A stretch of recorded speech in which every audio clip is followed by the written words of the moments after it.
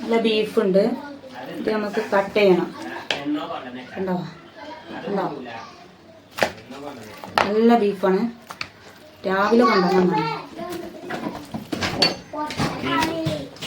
അമലേച്ച് cut ചെയ്ത്. എന്താ അമലേ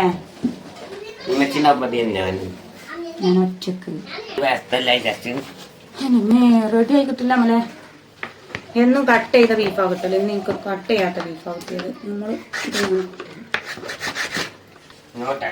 എന്താ അമലേ തല പിടിച്ചാ തിന്നാങ്ങളെ കൊണ്ട് കഴിച്ചല്ലോ.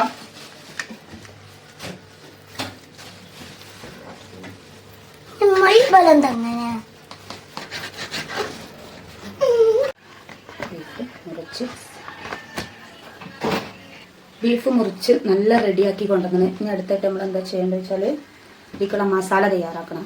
അപ്പം എല്ലാവരും ചാനൽ സബ്സ്ക്രൈബ് ചെയ്യുക, ലൈക്ക് ചെയ്യുക, കമൻറ്റ് ചെയ്യുക, ഷെയർ ചെയ്യുക. ഓക്കെ,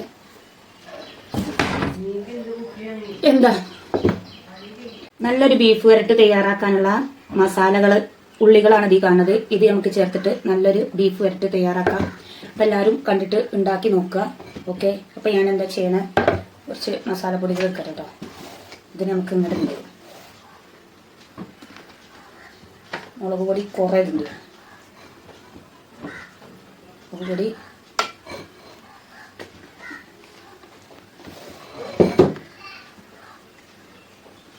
ഇട്ടു.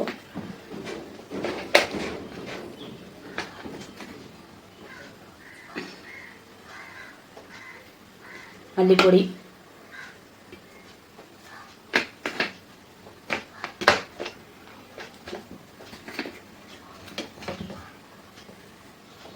മഞ്ഞൾപ്പൊടി, അളവും കാര്യങ്ങളൊന്നുമില്ല, വെറുതെ വാരില്ല. ഇപ്പം റെഡിയാവും.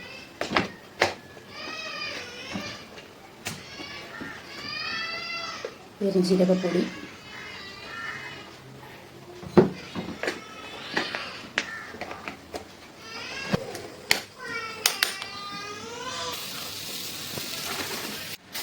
ചൂടായ ചട്ടിയിലേക്ക്, ചട്ടി നല്ലോണം ചൂടായി കേട്ടോ. ചൂടായ ചട്ടിയിലേക്ക് എണ്ണ വയ്ക്കുന്നുണ്ട്. കുറച്ച് കറിവേപ്പില.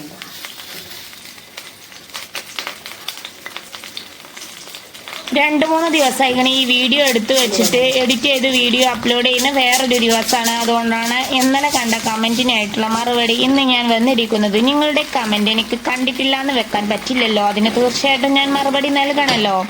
ഇപ്പം എന്തുകൊണ്ട് സഹോദരി ഇരുന്ന് പാചകം ചെയ്യുന്നതെന്ന് ചോദിച്ചിട്ടുണ്ടായിരുന്നു ഒരാളെ. സഹോദരിയാണോ സഹോദരനാണോ എന്ന് എനിക്കറിയില്ല. തീർച്ചയായിട്ടും ഞാൻ അതിന് മറുപടി പറയണമല്ലോ. ഇരുന്നു കൊണ്ട് പാചകം ചെയ്യുന്നത് വേറെ അസുഖങ്ങളോ കാര്യങ്ങളോ ഒന്നുമില്ല. നമുക്ക് ഇരുന്നു കൊണ്ടും പാചകം ചെയ്യാൻ പറ്റും, നിന്നുകൊണ്ടും പാചകം ചെയ്യാൻ പറ്റും. എങ്ങനെയും നമുക്ക് പാചകം ചെയ്യാൻ പറ്റും എന്നാണ് ഇവിടെ കാണുന്നത്. അപ്പം പാചകം ഒരു കലയാണ്, കലയുടെ കലവറയാണ് പറഞ്ഞ് ഞങ്ങൾ വിശ്വസിക്കോ ഇല്ലേന്ന് എനിക്കറിയില്ല. എങ്ങനെ വേണമെങ്കിൽ നമുക്ക് പാചകം ചെയ്യാൻ പറ്റും. അടിപൊളിയായിട്ട് പാചകം ചെയ്യാൻ വേണ്ടിയിട്ട് എൻ്റെ ചാനൽ സബ്സ്ക്രൈബ് ചെയ്ത് ലൈക്ക് ചെയ്ത് കമന്റ് ഇട്ട് ഷെയർ ചെയ്ത് നിങ്ങൾക്ക് അടിപൊളിയായിട്ട് പാചകം ചെയ്യാൻ പറ്റും. ഒരു രീതിയിൽ വെള്ളിയാഴ്ച ഒരു മോഡലാണെങ്കിൽ അടുത്ത വെള്ളിയാഴ്ച മറ്റൊരു മോഡൽ, പിറ്റത്തെ വെള്ളിയാഴ്ച വേറൊരു മോഡൽ, അങ്ങനെ മറ്റൊരു മോഡലിൽ ചാനൽ സബ്സ്ക്രൈബ് ചെയ്ത് വരൂ.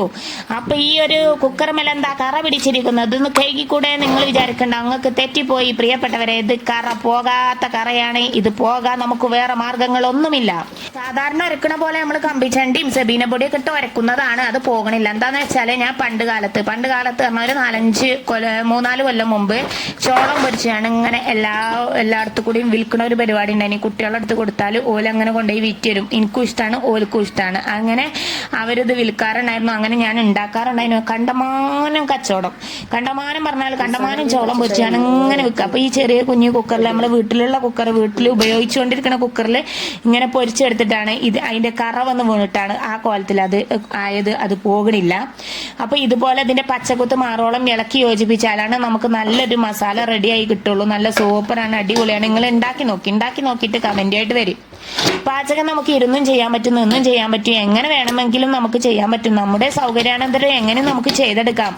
അപ്പൊ ഇതൊക്കെ നല്ലോണം കൈയിട്ട് ഇളക്കി യോജിപ്പിച്ചാലാണ് നല്ല ടേസ്റ്റ് ഉണ്ടാവുള്ളൂ, സൂപ്പർ ആകുള്ളൂ, അടിപൊളിയാവും. പണ്ട് കാലത്ത് നമ്മുടെ ഉമ്മമാരെ ഉണ്ടാക്കി തരുന്ന എന്തുകൊണ്ടാ ടേസ്റ്റ് നിങ്ങൾക്ക് അറിയാത്തതുകൊണ്ട് ഞങ്ങളത് ശരിക്കും നോക്കിയിട്ടുണ്ടാവില്ല. ഞാൻ അതൊക്കെ നോക്കാറുണ്ടായിരുന്നു. അതുകൊണ്ട് തന്നെയാണ് എനിക്കിപ്പോൾ പാചകം ചെയ്യാനും പറ്റണത്, ഇഷ്ടം നല്ല രീതിക്ക് പാചകം ചെയ്യാൻ പറ്റണത്. അപ്പൊ ഇതുപോലെ നല്ലോണം കൈയിട്ടങ്ങോട്ട് ഇളക്കി കൊടുക്കന്നെ അപ്പോഴാണ് നല്ല ടേസ്റ്റ് ഉണ്ടാവുള്ളൂ. പിന്നെ ആരെ ചോദിച്ചു തീരെ വൃത്തിയില്ലല്ലോ. വൃത്തിയെ കുറിച്ച് പറയുകയാണെങ്കിൽ എനിക്ക് ഒരു ഒന്നൊന്നര വർത്താനം പറയാണ്ട്. പാരമ്പര്യമായിട്ട് കുറച്ച് വൃത്തി കൂടുതലുള്ള കൂട്ടത്തിൽ പെട്ടതാണ്. കഴുകിയ തന്നെ കഴുകുക. ഞങ്ങൾക്ക് എന്ത് ഫുഡ് ഉണ്ടാക്കുമ്പോൾ നല്ല രീതിക്ക് തന്നെ ഉണ്ടാക്കിയെങ്കിൽ ആ ഒരു ഇഷ്ടം കിട്ടുള്ളൂ. അതുകൊണ്ട് കഴുകാത്തതോ അങ്ങനത്തതായിട്ടുള്ള ഫുഡ് ഇതൊന്നും ഞങ്ങൾ ഉണ്ടാക്കാറില്ല. ഞങ്ങൾക്ക് ഇഷ്ടമല്ല. ഒന്നാമത് എന്താ പറയുക, ഞങ്ങൾക്ക് ഇഷ്ടമല്ല. അതുകൊണ്ട് തന്നെ എനിക്ക് തിന്നുന്ന കാര്യത്തിൽ പ്രത്യേക തരം വൃത്തിയുണ്ട്. അത് നിങ്ങൾക്ക് കാണുമ്പോൾ എന്ത് കാരണത്താലാ തോന്നുന്നത് എനിക്കറിയില്ല. ഞാൻ കൈയിട്ടുകൊണ്ട് എനിക്ക് പറ്റും, എൻ്റെ മക്കൾക്കും പറ്റും. ഞാൻ കൈയിട്ടിട്ട് കാണുമ്പോൾ നിങ്ങൾക്ക് പറ്റുണ്ടാവില്ല. നിങ്ങൾക്ക് പറ്റണമെന്നുണ്ടെങ്കിൽ നിങ്ങൾ കൈയിട്ടിട്ട് നിങ്ങളെ വീട്ടിലുണ്ടാക്കുമ്പോഴാണ് നിങ്ങൾക്ക് പറ്റുള്ളൂ. നിങ്ങൾക്ക് പറ്റാത്ത ഞാൻ കൈയിട്ടിട്ടാണ്. അതുപോലെ നിങ്ങൾ കൈയിട്ടിട്ട് ഉണ്ടാക്കുകയാണെങ്കിൽ എനിക്കും പറ്റൂല എന്നുള്ളത് ഓർമ്മപ്പെടുത്തുന്നു. അത് നിങ്ങളൊരു നല്ലൊരു കാര്യമാണ് പറഞ്ഞത്. എനിക്കറിയാം, അറിയാത്തത് കൊണ്ടല്ല. ഇതുപോലെ കൈയിട്ട് ഇളക്കി യോജിപ്പിച്ചാൽ നല്ല ടേസ്റ്റാണ്. നിങ്ങൾ കൈയിട്ട് നിങ്ങൾക്ക് പറ്റുമെന്ന് ഓർമ്മപ്പെടുത്തുന്നു. അപ്പോൾ ഉപ്പുണ്ടോ നോക്കാൻ വേണ്ടിയിട്ട് നമ്മൾ ഇതാക്കുക. അങ്ങനെ നല്ല അടിപൊളിയാണ്. ഈ ഒരു മസാല ചേർത്ത മസാലയുടെ പച്ചക്കുത്തൊക്കെ മാറിയിട്ട് നമ്മൾ തേച്ചെടുത്തിട്ട് ഇതാക്കിയിട്ടുള്ളത്. വോയിസ് ഓവർ ഞാൻ കൊടുക്കാറില്ല. ഇപ്പം ഞാൻ അങ്ങനെ തന്നെ അപ്ലോഡ് ചെയ്യാണ്. അപ്പം അങ്ങനെയുള്ള വീഡിയോക്ക് പല ചെറു തെറ്റുകുറ്റങ്ങളൊക്കെ ഉണ്ടാകാൻ സാധ്യത ഉണ്ട്. അതുകൊണ്ടാണ് നിങ്ങൾക്ക് അങ്ങനെയൊക്കെ തോന്നിയിട്ടുള്ളത്. ഞാൻ ക്ഷമ ചോദിക്കുന്നു.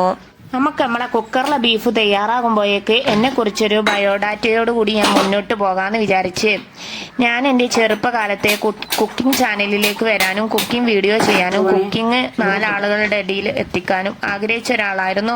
പണ്ട് എൻ്റെ കുട്ടിക്കാലം മുതൽ ഡോക്ടർ ലക്ഷ്മി ചേച്ചി ഉണ്ടല്ലോ, അതിൻ്റെ പാചകമാണ് ഞാൻ ഏത് ടൈമിലും ഞാൻ എൻ്റെ കുട്ടിക്കാലത്ത് കാണാറുള്ളത്. 4ലും 5ലും പഠിക്കുന്ന സമയത്തൊക്കെ എനിക്കിഷ്ടമായിരുന്നു.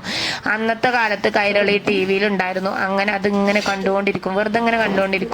അന്ന് ഞാൻ വിചാരിച്ചിരുന്നു ഇതുപോലെ ഇങ്ങനെ TV യിലൊക്കെ വന്നിട്ട് ഒരാളാകാൻ വേണ്ടിയിട്ട് എന്താ നമുക്ക് പറ്റിയാന്നൊക്കെ ഞാൻ അന്ന് എൻ്റെ മനസ്സുകൊണ്ട് വിചാരിച്ചിട്ടുണ്ടെങ്കിലും എനിക്കിന്ന് ചെറുതായിട്ട് അതിന് പറ്റിയെന്നാണ് ഞാൻ കരുതുന്നത്. 4 ആളുകൾ എൻ്റെ റെസിപ്പികൾ ഉണ്ടാക്കി നോക്കിയിട്ട് നല്ല അഭിപ്രായം പറഞ്ഞവരുണ്ട്. നല്ലതാണെന്നൊക്കെ പറഞ്ഞിട്ടുണ്ട്. വളരെ സിമ്പിളായിട്ട് ഉണ്ടാക്കാൻ പറ്റിയ ഐറ്റമാണെന്നൊക്കെ പറഞ്ഞിട്ട് പല ആളുകളും പല മോഡൽ കമന്റ് ഇട്ടായിരുന്നു. നിങ്ങളുടെ വിലയേറിയ കമന്റുകൾക്കും നിർദ്ദേശങ്ങൾക്കും നന്ദി രേഖപ്പെടുത്താണ് ഈ അവസരത്തിൽ. അപ്പോൾ നിങ്ങൾക്ക് വൃത്തിയില്ലായ്മ തോന്നിയത് എന്തുകൊണ്ടാണെന്ന് എനിക്കറിയില്ല. ഞാൻ വൃത്തിക്ക് തന്നെയാണ് ചെയ്യണത്.